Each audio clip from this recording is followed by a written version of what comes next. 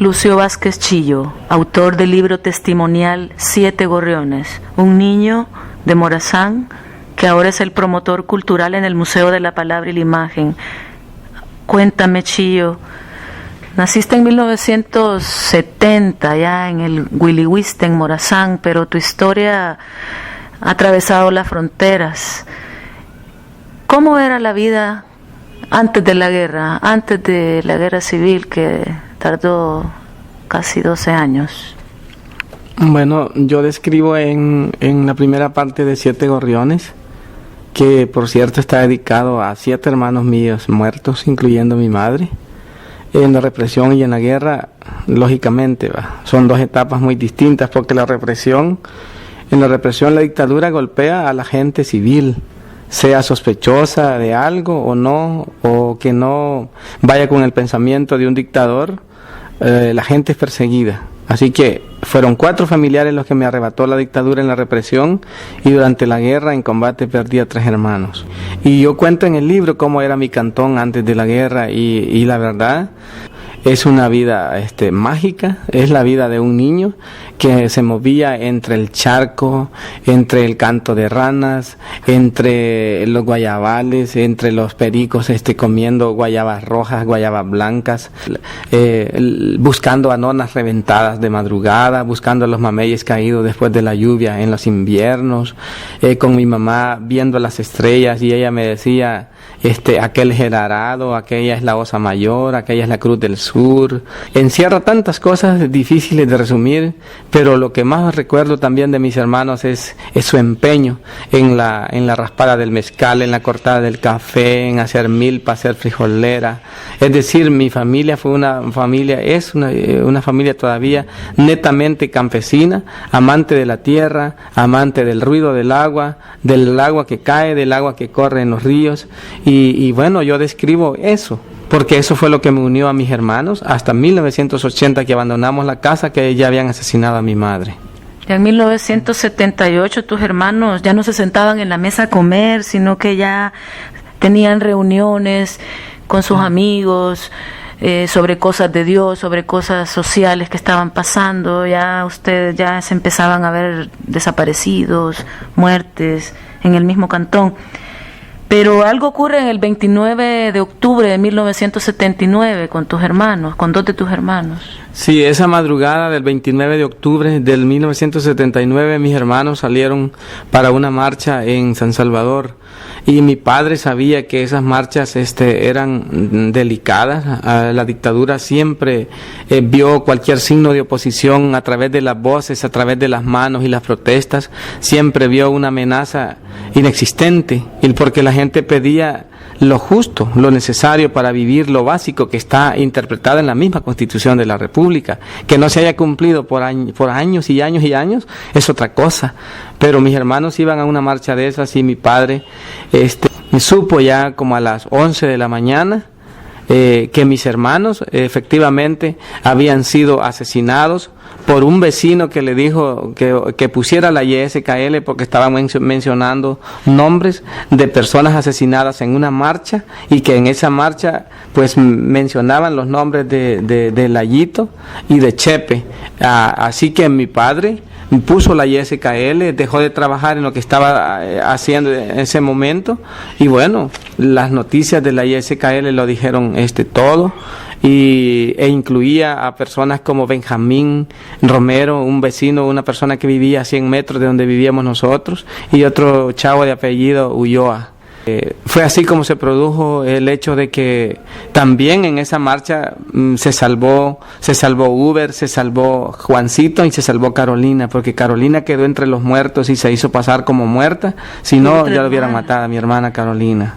Y luego llega febrero de 1980 y ahí pasa algo terrible en tu vida con tu madre y tu hermana. Sí, acordate que la dictadura era el Estado dictatorial a través de todas sus ramas, a través de todas sus instituciones y las fuerzas represivas, que incluía los comandos, los soldados, las fuerzas paramilitares, las defensas civiles que les decían, los orejas. Todo el mundo andaba controlando que no se dijera nada en contra del Estado, que no se dijera nada en contra de la injusticia.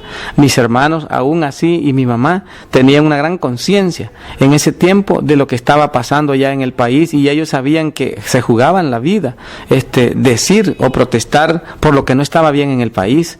Pero para mí siguen siendo la gente de ese tiempo que hicieron eso, siguen siendo de mucho respeto, porque se enfrentaron al genocidio, se enfrentaron a la ignominia, se enfrentaron a la represión, solo con sus manos y con su voz, como lo hizo Monseñor Romero. Mi madre fue asesinada, mi hermana Dorita de 23 años y 3 meses de embarazo, también eran asesinados a mansalva por comandos del DM4.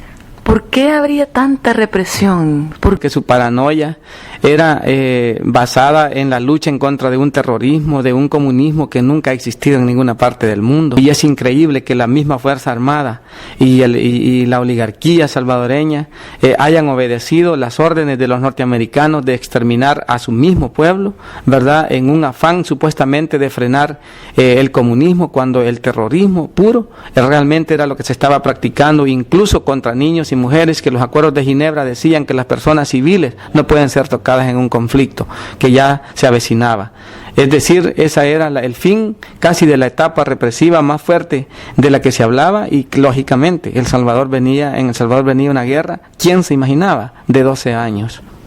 ¿Cómo es que decidieron ustedes irse al refugio o irse a la guerrilla o a la clandestinidad? Bueno, yo me fui de mi casa junto con mis hermanos, conscientes de que en El Salvador se venía, mis hermanos adultos mayormente estaban conscientes de lo que se venía en El Salvador, era un enfrentamiento neto en contra del gobierno dictatorial, y que entonces solo la lucha quedaba enfrente. Y entonces en ese contexto también me mandan casi como con 1000 personas a refugiarme a Colmoncagua, mujeres recién paridas. ¿En qué año fue eso? Ya era a finales de los 80. Nosotros abandonamos la casa en abril, y a finales de los 80 ya me mandaban con ese contingente a refugiarme a Honduras, y yo dije en la frontera con Honduras que yo había perdido todo y que yo ya no tenía nada que perder. Así que decidí regresarme y quedarme en la guerrilla, y ahí fue donde un poco aprendí a leer y escribir en la escuela de menores. En el transcurso de la guerra hay momentos bellos, hay momentos tristes. ¿Hay algún momento que nos quieras contar así hermoso entre toda esa guerra tremenda? Particularmente creo que Monseñor Romero tenía mucha razón cuando decía que lo único que debe idolatrar el ser humano es la verdad, y que uno no debe andar siguiendo a líderes. Y me acordaba de esa frase de Monseñor Romero, y lo que más puedo resaltar con alegría de ese tiempo es el nivel de solidaridad a nivel de la guerrilla y a nivel de la base social del pueblo, que nos enfrentamos en una guerra absolutamente desigual, y con esa contundencia de nuestra alegría supimos derrotar la tecnología más poderosa en armas, que es la de Estados Unidos, en manos del ejército salvadoreño. De eso yo estoy plenamente consciente, de que solo nos salvaba la sonrisa y la solidaridad a la hora de la muerte, pero también compartí junto a toda esa gente lágrimas y dolor. Entonces esa alegría creo que nunca nos la quitaron, a pesar de las bombas, de los fusiles, de las granadas, de los aviones, de la artillería. Creo que esa es una alegría que nunca nos la van a arrancar con nada. ¿Y vos como niño fuiste creciendo en medio de la guerra, en los campamentos y también en medio de Radio Venceremos?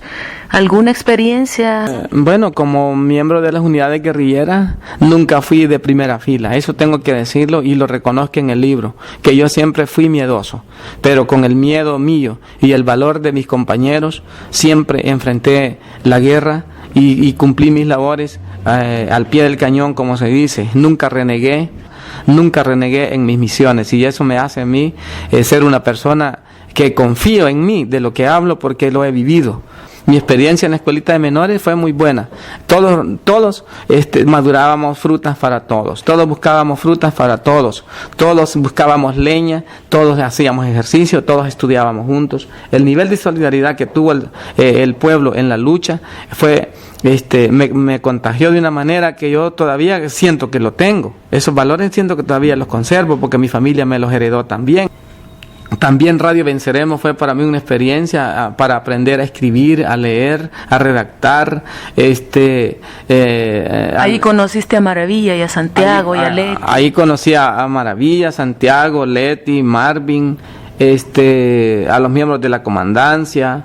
Nos unimos y creo que es una unión para siempre, porque no sabes el alivio que siente uno cuando uno se come una tortilla con un huevo duro, o una tortilla con cuajada, o un tamal de gallina con un amigo de esos. Yo siento el mismo sabor que sentía en la guerra, comerme un tamal o una caña con un amigo de esos. Yo lo siento igual, lo siento por los que traicionaron ese proceso. Pero esa esencia del amor nunca la perdimos y ojalá que muchas de esa gente no la perdamos.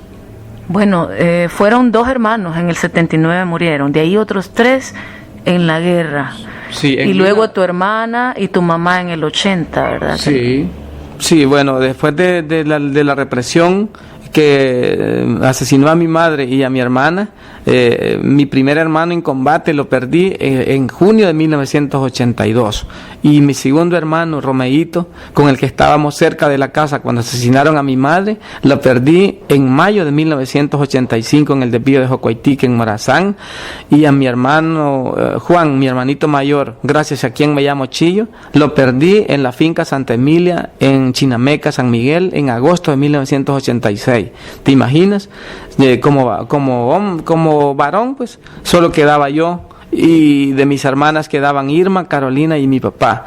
Esa es una circunstancia, la guerra es una circunstancia trágica también, te rompe cualquier esquema social de convivencia, tus estudios, tu novia, tu perro, tu río, tu casa, tu todo queda atrás. Y eso creo que en vez de desunirnos con mi familia, nos unió muchísimo más, a pesar de que la dictadura nos quiso borrar y los paramilitares y los orejas todavía se lamentan que nosotros no hayamos muerto. Es lamentable que sientan ese odio porque nosotros no tenemos ningún rencor de ese tipo, ¿verdad? Entonces nunca perdimos la esencia del amor y de la solidaridad, y esos valores son los que yo les llevo a los niños y a los jóvenes hoy en día. Porque yo les digo que ellos tienen que rechazar toda forma de violencia, porque la violencia está a la vuelta de la esquina, pero la paz nadie la quiere trabajar en serio. ¿Qué te dejó la guerra? Bueno, es una escuela para que mi mente haya sido una esponja que absorbió tantas cosas, tantas emociones, también esperanza que das, no como una reliquia, porque somos muchos los que hemos sobrevivido. Yo estoy hablando en nombre más que nada de los niños de ese tiempo, y creo que somos personas que llevamos un mensaje. Sobre todo nos ha dejado la riqueza de una experiencia en la que conocemos todas las mañas de un ser humano, horribles para la vida, pero también conocemos la enseñanza de personas como Monseñor Romero, y esa escuela que Monseñor Romero nos dio con su voz, con sus homilías, con su paciencia para resistir todo lo que resistió en los tiempos más oscuros del Salvador. Entonces, ¿qué es lo que nos queda a nosotros? Llevarles a los jóvenes un mensaje verdadero desde la llanura de los hechos, no inventando de lo que otras personas hayan vivido, sino de lo que vivimos en carne propia, sentimos en carne propia. Y bueno, la guerra terminó en el 92. Te vas a México invitado por amigos, entre ellos Maravilla, allá te recibe Pigmenio, entre otros. Ahora trabajas en el museo y fuiste hace poco a Alemania. Contame un poquito, así breve, ¿cómo te fue allá? ¿Cómo te recibió la gente? Primero te voy a decir que yo imaginé un libro que lo leyera alguien de mi familia. Yo imaginaba algo que se pareciera a un libro que para que lo leyera los hijos de mis hermanas, dije yo, los hijos de mi padre o los hijos de mis primos, no sé, yo quería algo como más familiar.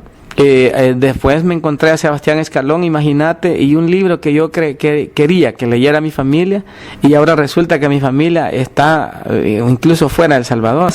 Y para sellar el viaje a Alemania fue una gira organizada por esta Asociación Ecuménica de Solidaridad con El Salvador. Ellos estuvieron, ellos siempre pendientes de nosotros, cómo nos cuidaron, que comiéramos, que nos abrigáramos. Dábamos a veces, recorrimos 12 ciudades, a veces dábamos 2 charlas al día y una entrevista. Eso era cansado porque había que viajar 3 horas en vehículo, 4 horas en vehículo, 6 horas en vehículo adentro de Alemania por los paros de los trenes que había para esos días. Y bueno, concluyó la gira y fue impresionante la manera en que nos recibieron en escuelas y algunas universidades y hasta un par de congresistas, ¿verdad? Es impresionante el nivel de información que tienen de nuestros países. Uno puede pensar que puede ir a improvisar, y no podés ir improvisando, tenés que llevar argumentos bien reales de la sociedad, de los problemas que están pasando en El Salvador, pero también un testimonio de aquel pasado con madurez. Y la guitarra, recorrí con ella también Alemania y la gente le gustó ese ingrediente. O sea, de que no solo hables de paz y que de esperanza y todo eso, el canto, ¿qué más arte para la paz que el canto? Y también se lo llevé. En una palabra, El Salvador, ¿qué es para vos? Bueno, una guarida para todo. ¿Quién es Lucio? Lucio Vázquez Chillo.